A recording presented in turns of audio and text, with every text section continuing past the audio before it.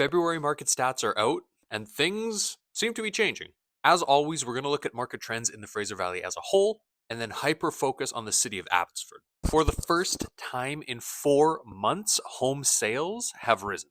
Total sales across the valley in February were up 13% compared to January. New listings had a drop of 9% in February, and the sales to active listing ratio is now at 11%, meaning we're officially in a buyer's market. Quite simply, across the valley right now, there is still a ton of inventory on the market, and we're also seeing prices still continue to stagnate. In February, again across the entire valley, single detached homes took an average of 39 days to sell, townhomes 32 days, and condos 36 days. What's interesting is that when we look at the valley as a whole, we did actually see prices for single detached homes rise about 0.5%.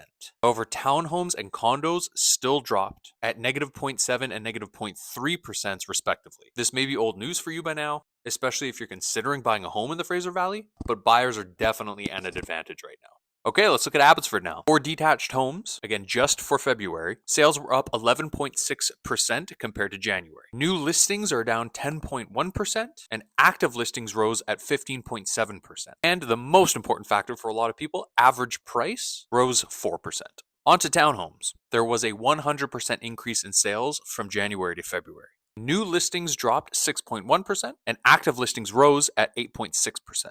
Average price for townhomes in Abbotsford also rose 2.2%. Finally, to condos. Total number of sales rose 11.6%, new listings dropped 17.5%, and active listings rose 6%, while average price for condos dropped 5%.